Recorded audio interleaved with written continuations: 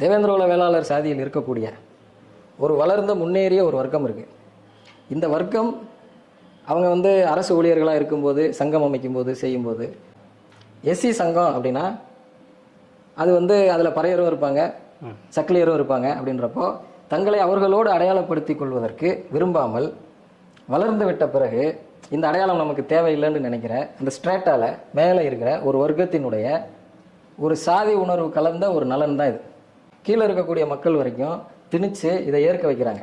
நீங்கள் வந்து மறவர் உங்களை தாக்குறாங்க, கவுண்டர் உங்களை தாக்குறாங்க, கல்லர் உங்களை தாக்குறாங்க அப்படின்னு பிற சாதிகள் தாக்குறாங்க அப்படின்னா அதற்கு எதிராக சட்ட வழியிலும் சமூக வழியிலும் இந்த மக்களை போராட செய்யணும்.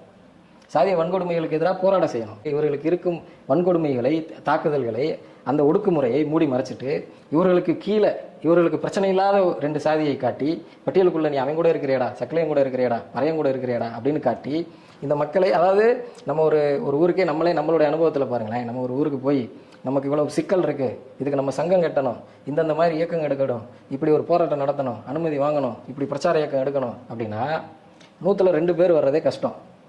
ஆனால் நமக்கு எந்த பிரச்சனையும் இல்லை, அவங்க கூட சேர்த்து வச்சுதே நம்மளை இப்படியெல்லாம் பண்ணுறாங்க. நம்ம ஃப்ரீ ஆகிட்டோம்னா நமக்கு ஒரு பிரச்சனையும் கிடையாது, நம்மளாம் வந்து பெரிய ஆண்ட பரம்பரை, நம்மளாம் மன்னர் பரம்பரை, நமக்கெல்லாம் ஒரு பிரச்சனையும் கிடையாது அப்படின்னா அவன் இந்த கருத்தை ஏற்றுக்கிட்டு அதை சொல்பவர்களோடு போகிறதற்கு எந்த தடையும் இல்லை.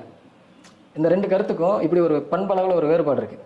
நீ உனக்கு பிரச்சனை இருக்குது, நீ போராடணும்னு சொல்கிற கருத்துக்கும், உனக்கு பிரச்சனையே கிடையாது, நீ ஆண்ட பரம்பரை, அவனோட ஏன்டா சேர்ந்துக்கிறேன்ற சொல்கிற கருத்துக்கும் மக்களை ஈர்ப்பதில் பண்பளவில் ஒரு வேறுபாடு இருக்குது. இது உடனடியாக ஈர்க்கும். ஆனால் நெடுநாள் நோக்கில் இதுதான் அவங்களுக்கு நன்மை பயக்கக்கூடிய ஒரு கோரிக்கை. நீ போராடணும், உன்னுடைய அடக்குமுறைக்கு எதிராக போராடணும், செய்யணும் அப்படின்னு சொல்கிறது தான் சரி, அதுதான் நேர்மை.